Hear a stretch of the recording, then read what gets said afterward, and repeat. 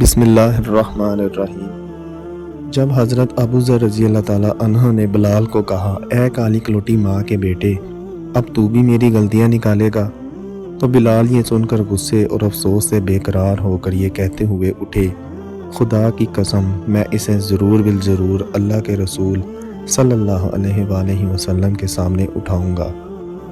یہ سن کر اللہ کے رسول کے چہرے کا رنگ بدل گیا اور آپ نے ارشاد فرمایا، ابو ذر، کیا تم نے اسے ماں کی آرٹ دلائی؟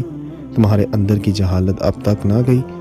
اتنا سننا تھا کہ حضرت ابو ذر یہ کہتے ہوئے رونے لگے، یا رسول اللہ صلی اللہ علیہ وآلہ وسلم، میرے لیے دعائے مغفرت کر دیجئے، اور پھر روتے ہوئے مسجد سے نکلے۔ باہر آ کر اپنا رخسار مٹی پر رکھ دیا اور بلال سے مخاطب ہو کر کہنے لگے، اے بلال، جب تک تم میرے رخسار کو اپنے پاؤں سے نہ روند دو گے میں اسے مٹی سے نہ اٹھاؤں گا۔ یقیناً تم معزز اور محترم ہو اور میں ذلیل و خوار۔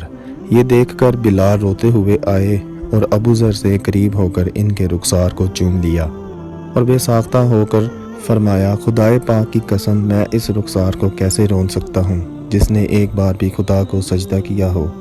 پھر دونوں کھڑے ہو کر گلے ملے اور بہت روئے۔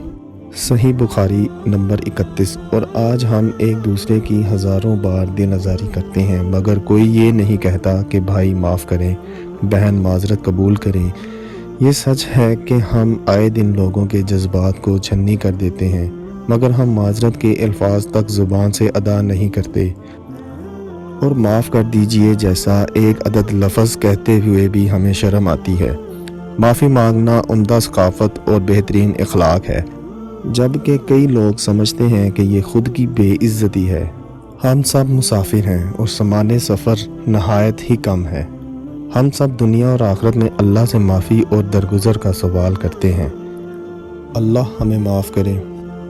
ویڈیو اچھی لگنے کی صورت میں ویڈیو کو لائک کیجئے، ویڈیو کو شیئر کریں اور بیل آئیکن کے بٹن کو دبائیں تاکہ میری ہر آنے والی ویڈیو آپ تک پہنچ سکے، اور چینل کو ضرور سبسکرائب کیجئے۔